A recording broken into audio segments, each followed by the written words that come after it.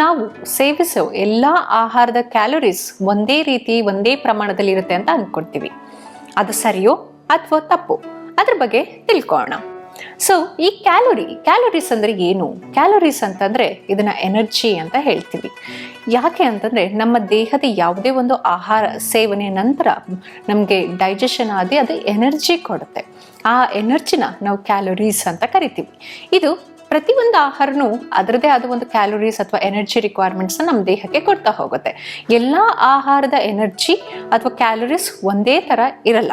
ಯಾಕೆಂದರೆ ಎಲ್ಲ ಆಹಾರದ ಡಿಫ್ರೆಂಟ್ ಆಗಿರುತ್ತೆ. ನಾವು ಉದಾಹರಣೆಗೆ ನಾವು ಒಂದು ಮುಷ್ಟಿಯಷ್ಟು ನಾವು ಬಾದಾಮಿ ತಗೊಂಡಾಗ ಅದು 188 ಕ್ಯಾಲೋರೀಸ್ನ ಕೊಡುತ್ತೆ.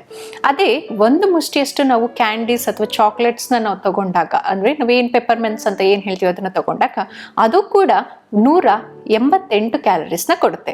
ಹಾಗಂತ ಎರಡೂ ಒಂದೇ ಪ್ರಮಾಣದ ಕ್ಯಾಲೋರೀಸ್ ಆದರೂ ಕೂಡ ಆದರೆ ದೇಹಕ್ಕೆ ಕೊಡೋ ವ್ಯತ್ಯಾಸ ಬೇರೆ ಇರುತ್ತೆ. ಅಂದರೆ ಪೋಷಕಾಂಶಗಳ ಬದಲಾವಣೆ ಬೇರೆ ಇರುತ್ತೆ. ನೀವು ಬಾದಾಮಿಯನ್ನು ತಗೊಂಡಾಗ, ಒಂದು ಮುಷ್ಟಿಯಷ್ಟು ಬಾದಾಮಿ ತಗೊಂಡಾಗ ಅದರಲ್ಲಿ ಕ್ಯಾಲೋರೀಸ್ ಎನರ್ಜಿ ಜೊತೆಗೆ ವೈಟಲ್ ನ್ಯೂಟ್ರಿಯೆಂಟ್ಸ್, ಜೀವಸತ್ವ, ಖನಿಜಗಳು, ಕಾರ್ಬೋಹೈಡ್ರೇಟ್ಸ್, ಕೊಬ್ಬಿನಾಂಶ, ಪ್ರೋಟೀನ್ ಕೂಡ ಅವಲಂಬಿತವಾಗಿರುತ್ತೆ. ಹಾಗೆ ನಾವು ಈ ಕ್ಯಾಂಡೀಸ್ ತಗೊಂಡಾಗ ಈ ಕ್ಯಾಂಡೀಸ್ ಏನಿರುತ್ತೆ ಬರೀ ಸಕ್ಕರೆ ಅಂಶ ಅಥವಾ ಕಾರ್ಬೋಹೈಡ್ರೇಟ್, ಶುಗರ್ಸ್ನ ಬಿಟ್ಟು ಬೇರೆ ಯಾವುದೇ ಥರ ಪೋಷಕಾಂಶ ಇರೋದಿಲ್ಲ. ಹಾಗಂತ ನಾವು ಎರಡೂ ಒಂದೇ ಕ್ಯಾಲೋರೀಸ್ ಇದೆ, ಎರಡೂ ಹೆಲ್ದಿ ಅಂತ ನಾವು ಹೇಳಕ್ ಬರಲ್ಲ. ಇದು ಹೆಲ್ದಿ ಅಂತ ನಾವು ಯಾವಾಗ ಕನ್ಸಿಡರ್ ಮಾಡ್ತೀವಿ ಅಂತಂದರೆ ಅದು ಸಮತೋಲಿತವಾಗಿರಬೇಕು, ಪ್ರೋಟೀನ್ ಅಂಶ ಇರಬೇಕು, ಹಾಗೆ ಬೇರೆ ಪೋಷಕಾಂಶಗಳು ಒಳಗೊಂಡಿರೋ ಆಹಾರ ನಾವು ಗುಡ್ ಫುಡ್ಸ್, ಹೆಲ್ದಿ ಫುಡ್ಸ್ ಅಂತ ನಾವು ಕರಿತೀವಿ.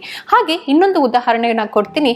ಈಗ ಒಂದು 100 ml ಕೋಲಾ ನೀವು ತಗೊಂಡಾಗ ಅದರಲ್ಲಿ 66 ಕ್ಯಾಲೋರೀಸ್ನ ಕೊಡುತ್ತೆ. ಅದೇ ಒಂದು ಆಪಲ್ನ ನಾವು ತಗೊಂಡಾಗ 126 ಕ್ಯಾಲೋರೀಸ್ನ ಕೊಡುತ್ತೆ. ಸೊ ನಾವೀಗ ಕ್ಯಾಲೋರೀಸ್ ಕಮ್ಮಿ ಇದೆ ಅಂತ ನಾವು ಕೋಲಾನ ಅಥವಾ ಯಾವುದೇ ಒಂದು ಕಾರ್ಬೋನೇಟೆಡ್ ಬೆವರೇಜಸ್ನ ಹೆಲ್ದಿ ಅಂತ ನಾವು ಕನ್ಸಿಡರ್ ಮಾಡೋಕ್ಕಾಗಲ್ಲ. ಯಾಕೆ ಅಂತಂದರೆ ಅದರಲ್ಲಿ ಶುಗರಿನ ಅಂಶ ಜಾಸ್ತಿ ಇರುತ್ತೆ. ನೀವು ಯಾವುದೇ ಒಂದು ಕಾರ್ಬೋನೇಟೆಡ್ ಬೆವರೇಜಸ್ ನೀವು ತಗೊಂಡಾಗ ಅದರಲ್ಲಿ ಸಕ್ಕರೆ ಅಂಶ ಹಾಗೆ ಕಾರ್ಬನ್ ಡೈಆಕ್ಸೈಡ್ ಮಿಕ್ಸ್ ಆಗಿ ಸೋಡಿಯಂ ಅಥವಾ ಕೆಲವೊಂದು ಸೋಡಿಯಂ, ಪೊಟ್ಯಾಷಿಯಮ್ಸ್ ಈ ಥರ ಮಿನರಲ್ಸ್ನ ಆ್ಯಡ್ ಮಾಡಿರ್ತಾರೆ. ಅದು ಹೊರತು ಯಾವುದೇ ಥರ ನಮಗೆ ದೇಹಕ್ಕೆ ಬೇಕಾದ ಪೋಷಕಾಂಶ ಇದು ಕೊಡೋದಕ್ಕಾಗಲ್ಲ. ಅದೇ ನಾವು ಆ್ಯಪಲ್ನ ಕನ್ಸಿಡರ್ ಮಾಡಿದಾಗ ಈವೊಂದು ಇದು ಕ್ಯಾಲೋರೀಸ್ ಜಾಸ್ತಿ ಇದೆ, ಆದರೆ ನಮ್ಮ ದೇಹಕ್ಕೆ ಅಗತ್ಯವಾದಂಥ ಪೋಷಕಾಂಶಗಳನ್ನ ಇದು ಕೊಡ್ತಾ ಹೋಗುತ್ತೆ. ಒಂದು ಫೈಬರಿಂದ ಹಿಡಿದು ಅಥವಾ ಡೆಕ್ಸ್ಟ್ರಿಂದ, ಇದರಲ್ಲಿ ಸ್ಟಾರ್ಚ್ ಕಂಟೆಂಟ್ಸ್, ಕಾರ್ಬೋಹೈಡ್ರೇಟ್, ಶುಗರ್ ಮತ್ತು ಮೈಕ್ರೋನ್ಯೂಟ್ರಿಯೆಂಟ್ಸ್ ಕೂಡ ಎಲ್ಲ ಕೂಡ ಹೊಂದಿರೋದ್ರಿಂದ ಆ್ಯಪಲ್ನ ನಾವು ಹೆಲ್ದಿ ಅಂತಲೂ ನಾವು ಕರಿತೀವಿ.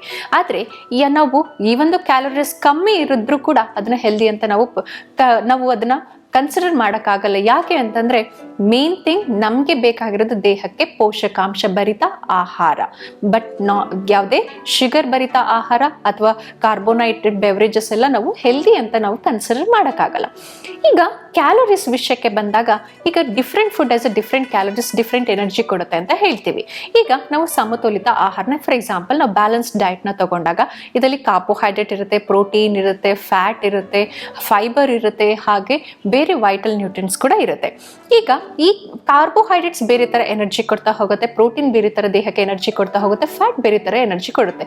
ಈ ಎನರ್ಜಿ ವಿಷಯದಲ್ಲಿ ಬಂದಾಗ ಈಗ ಕಾರ್ಬೋಹೈಡ್ರೇಟ್ಸ್ ಎನರ್ಜಿ ರಿಕ್ವೈರ್ಮೆಂಟ್ ಹೇಗೆ ಕೊಡುತ್ತೆ ಅಂದ್ರೆ, ಈಗ ನಾವು ಯಾವುದೇ ತರ ಕಾರ್ಬೋಹೈಡ್ರೇಟ್ಸ್ ಅಥವಾ ಕಾರ್ಬೋಹೈಡ್ರೇಟ್ಸ್ನ ತಗೊಂಡಾಗ 1 ಗ್ರಾಮ್ ಕಾರ್ಬೋಹೈಡ್ರೇಟ್ಸ್ ನಮಗೆ 4 ಕಿಲೋ ಕ್ಯಾಲೋರೀಸ್ನ ಎನರ್ಜಿ ಕೊಡುತ್ತೆ. ಪ್ರೋಟೀನ್ 1 ಗ್ರಾಮ್ ತಗೊಂಡಾಗ 4 ಕಿಲೋ ಕ್ಯಾಲೋರೀಸ್ ಎನರ್ಜಿ ಕೊಡುತ್ತೆ. ಅದೇ ಥರ ಫ್ಯಾಟ್ 1 ಗ್ರಾಮ್ ತಗೊಂಡಾಗ 9 ಕಿಲೋ ಕ್ಯಾಲೋರೀಸ್ ಕೊಡುತ್ತೆ. ಅಂದರೆ ಫ್ಯಾಟು ನಮಗೆ ಡಬಲ್ ಎನರ್ಜಿನ ಕೊಡ್ತಾ ಹೋಗುತ್ತೆ. ಹಾಗೆ ಪ್ರೋಟೀನ್ ಮತ್ತು ಕಾರ್ಬೋಹೈಡ್ರೇಟ್ ಸೇಮ್ ಎನರ್ಜಿ ಪ್ರೊವೈಡ್ನ ದೇಹಕ್ಕೆ ಮಾಡ್ತಾ ಹೋಗುತ್ತೆ. ನಾವು ಯಾವಾಗ ಇಂಥ ಆಹಾರನ ಸೇವನೆ ಮಾಡ್ತೀವಿ ಇದು ಡೈಜೆಷನ್ ಆಗಿ ಪ್ರೋಸೆಸ್ ಹೋಗುತ್ತೆ. ಇದಕ್ಕೆ ಥರ್ಮೋಜೆನಿಕ್ ಎಫೆಕ್ಟ್ ಅಂತಲೂ ನಾವು ಕರಿತೀವಿ. ಯಾವುದೇ ಒಂದು ಆಹಾರ ನಾವು ಸೇವನೆ ಮಾಡಿದಾಗ ಇದು ಡೈಜೆಷನ್ ಆಗಿ ಅಬ್ಸಾರ್ಪ್ಷನ್ ಆಗೋಕ್ಕೂ ಕೂಡ ದೇಹಕ್ಕೆ ಎನರ್ಜಿ ಬೇಕಾಗುತ್ತೆ. ಇದರಲ್ಲಿ ಬೇಸಲ್ ಮೆಟಬಾಲಿಕ್ ರೇಟ್ ಅಂತಲೂ ನಾವು ಹೇಳ್ತೀವಿ.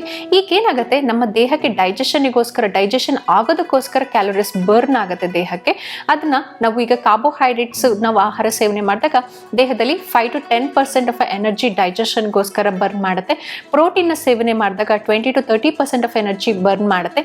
ಹಾಗೆ ಫ್ಯಾಟ್ನ ನಾವು ಸೇವನೆ ಮಾಡಿದಾಗ 0 to 5% ಅಷ್ಟು ಎನರ್ಜಿ ಬರ್ನ್ ಮಾಡ್ತಾ ಇರುತ್ತೆ ಡೈಜೆಷನ್ಗೋಸ್ಕರ. ಸೊ ಈಗೆಲ್ಲದೂ ಕೂಡ ಒಂದೇ ಥರ ನಾವು ಕನ್ಸಿಡರ್ ಮಾಡೋಕ್ಕಾಗಲ್ಲ. ಇದು ಕೆಲವೊಂದು ಡೈಜೆಷನ್ ಲೇಟ್ ಮಾಡುತ್ತೆ. ಈಗ ಫ್ಯಾಟ್ ಅನ್ನು ನಾವು ತಗೊಂಡಾಗ ಇದು ಕ್ರಮೇಣವಾಗಿ ಅಂದ್ರೆ ನಿಧಾನವಾಗಿ ಡೈಜೆಷನ್ ಮಾಡ್ತಾ ಬರುತ್ತೆ, ಹಾಗಾಗಿ ನಮಗೆ ಬೇಗ ಹಶು ಆಗಲ್ಲ. ಪ್ರೋಟೀನ್ ನಾವು ತಗೊಂಡಾಗ ಇದು ಮಧ್ಯಂತರ ಅಂದ್ರೆ 2-2.5 ಗಂಟೆಯೊಳಗೆ ಇದು ಡೈಜೆಷನ್ ಮಾಡಿಸುತ್ತೆ. ಆದ್ರೆ ಸಕ್ಕರೆ ಅಂಶ ಅಥವಾ ಕಾರ್ಬೋಹೈಡ್ರೇಟ್ ಭರಿತ ಆಹಾರ ನಾವು ತಗೊಂಡಾಗ ಇದು ಬೇಗ ಡೈಜೆಷನ್ ಆಗಿ ಜೀರ್ಣಕ್ರಿಯೆ ಮತ್ತು ಪಚನ ಕ್ರಿಯೆ ಆಗುತ್ತೆ, ಅವಾಗ ಬೇಗ ಮತ್ತೆ ಹಶು ಕೂಡ ಆಗತ್ತೆ. ಆ ಹಶು ಆದ ನಂತರ ಮತ್ತೆ ನಾವು ಜಾಸ್ತಿ ಕ್ಯಾಲರೀಸ್ ಮತ್ತೆ ನಾವೇನೋ ಫುಡ್ ತಗೊಂಡಾಗ ಮತ್ತೆ ದೇಹಕ್ಕೆ ಕ್ಯಾಲರೀಸ್ ಜಾಸ್ತಿ ಹೋಗ್ತಾ ಇರುತ್ತೆ. ಈಗ ವೆಯ್ಟ್ ಲಾಸ್ ಮಾಡಬೇಕು, ಫ್ಯಾಟ್ ಲಾಸ್ ಮಾಡಬೇಕು ಅನ್ನೋರು ಈ ಕ್ಯಾಲರಿ ರಿಕ್ವೈರ್ಮೆಂಟ್ಸ್ ಯಾವಾಗಲೂ ಪರಿಗಣಿಸ್ತಾ ಇರ್ತಾರೆ. ಈ ಕ್ಯಾಲರಿ ಇನ್ ಥೆರಪಿ, ಕ್ಯಾಲರಿ ಔಟ್ ಥೆರಪಿ ಅಂತ ನಾವು ಕರಿತೀವಿ. ಇನ್ ಥೆರಪಿ ಅಂತಂದ್ರೆ ನಾವು ಎಷ್ಟು ದೇಹಕ್ಕೆ ಕ್ಯಾಲರೀಸ್ನ ಕೊಡ್ತಾ ಇದ್ದೀವಿ, ನಮ್ಮ ದೇಹ ಬೇಸಲ್ ಮೆಟಬಾಲಿಕ್ ರೇಟ್ ಮತ್ತೆ ಥರ್ಮೋಜೆನಿಕ್ ಎಫೆಕ್ಟ್ಗೆ ಎಷ್ಟು ಬರ್ನ್ ಮಾಡ್ತಾ ಇದೆ, ಉಳಿದಿದ್ದನ್ನ ನಾವು ಯಾವ ಥರ ಫಿಸಿಕಲ್ ಆಕ್ಟಿವಿಟಿಯಿಂದ ಬರ್ನ್ ಮಾಡಬೇಕು ಅನ್ನೋದು ಬ್ಯಾಲೆನ್ಸ್ ಮಾಡೋದನ್ನ ನಾವು ಕ್ಯಾಲರಿ ಥೆರಪಿ ಅಂತಾನು ಕರಿತೀವಿ. ಈ ತರ ನಾವು ವೆಯ್ಟ್ ಲಾಸ್ ಮಾಡಬೇಕು, ಒಬೇಸಿಟಿ ಇದ್ದವರು ಅಥವಾ ಫ್ಯಾಟ್ ಲಾಸ್ ಮಾಡಬೇಕು ಅನ್ನೋರು ಈ ಕ್ಯಾಲರೀಸ್ನ ಜಾಸ್ತಿ ಪರಿಗಣಿಸ್ತಾ ಹೋಗ್ತಾರೆ. ಬಟ್ ಒಂದು ನಾವೇನು ತಿಳ್ಕೊಬೇಕು ಅಂತಂದರೆ, ನಮಗೆ ಕ್ಯಾಲರೀಸ್ ಬಹುಮುಖ್ಯ ಪಾತ್ರ ವಹಿಸಲ್ಲ. ನಮಗೆ ಬೇಕಾಗಿದ್ದು ನಮ್ಮ ದೇಹಕ್ಕೆ ನೀವು ಫ್ಯಾಟ್ ಲಾಸ್ ಆಗಬೇಕು, ವೆಯ್ಟ್ ಲಾಸ್ ಆಗಬೇಕು, ಮಸಲ್ ಬಿಲ್ಡ್ ಮಾಡ್ಕೋಬೇಕು ಅಥವಾ ಲೀನ್ ಬಾಡಿ ಮಾಸ್ ಡೆವಲಪ್ಮೆಂಟ್ ಮಾಡ್ಕೋಬೇಕು ಅಂತಂದರೆ ಮೇಜರ್ಲಿ ನ್ಯೂಟ್ರಿಷನ್ನ ಫೋಕಸ್ ಮಾಡಿ ಆದರೆ ಯಾವ ಕಾರಣಕ್ಕೂ ಕ್ಯಾಲರೀಸ್ನ ಫೋಕಸ್ ಮಾಡೋದು ಬೇಡ. ನಾನು ಉದಾಹರಣೆಗೆ ಹೇಳಿದೆ, ಎಕ್ಸಾಂಪಲ್ ಕೊಟ್ಟೆ ನಾನು ನಿಮಗೆ. ನೀವು ಒಂದು ಆಪಲ್ ನ ತಗೊಂಡ್ರೆ 126 ಕ್ಯಾಲರೀಸ್ ಕೊಡುತ್ತೆ. ಹಾಗಂತ ನಾವು ಕಾರ್ಬೋನೇಟೆಡ್ ಬೆವರೇಜ್ ನ ಹೆಲ್ದಿ ಅಂತ ನಾವು ಪರಿಗಣಿಸ್ಕೊಳಕ್ಕಾಗಲ್ಲ.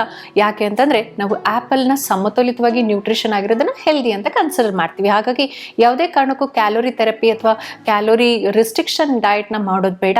ನೀವು ಬೇಸ್ಡ್ ಆನ್ ಡಯಟ್ ಪ್ಲಾನಿಂಗ್ ಇದ್ರೆ ಬ್ಯಾಲೆನ್ಸ್ಡ್ ಆಗಿ ನೀವು ಡಯಟ್ ನ ಫಾಲೋ ಮಾಡೋದು ವೆರಿ ಇಂಪಾರ್ಟೆಂಟ್.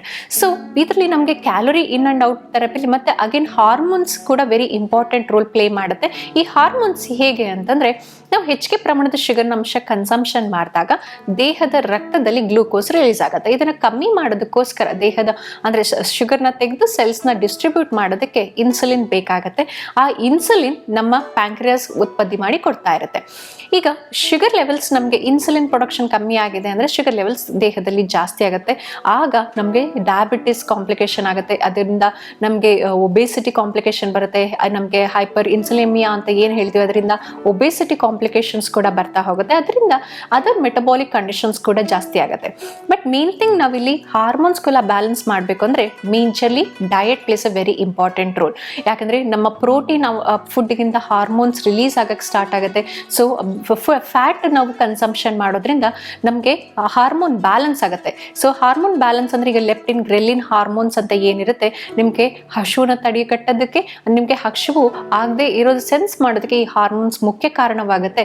ಹಾಗಾಗಿ ನೀವು ಬ್ಯಾಲೆನ್ಸ್ಡ್ ಡಯಟ್ ತಗೊಂಡಾಗ ಒಂದು ಹಾರ್ಮೋನಲ್ ಬ್ಯಾಲೆನ್ಸ್ ಆಗುತ್ತೆ, ನೀವು ಸಂತೃಪ್ತಿ ಆಗಿರ್ತೀರ, ಹೊಟ್ಟೆ ಫುಲ್ ಆಗಿರೋ ಸಟೈಟಿ ಆಗಿರುತ್ತೆ, ಮತ್ತೆ ನೀವು ಯಾವುದೇ ತರ ಕ್ರ್ಯಾಶ್ ಡಯಟಿಂಗ್ ಮಾಡ್ತಿದ್ದೀನಿ ಅಂತ ಅನ್ಸಲ್ಲ, ಯಥೇಚ್ಛವಾಗಿ ತಿನ್ಬೇಕು ಅಂತ ಅನ್ಸಲ್ಲ, ನೀವು ಜಾಸ್ತಿ ಕ್ಯಾಲೋರಿ ತಗೊಳ್ತಾ ಇದ್ದೀರೇನೋ ಅನ್ಸಲ್ಲ.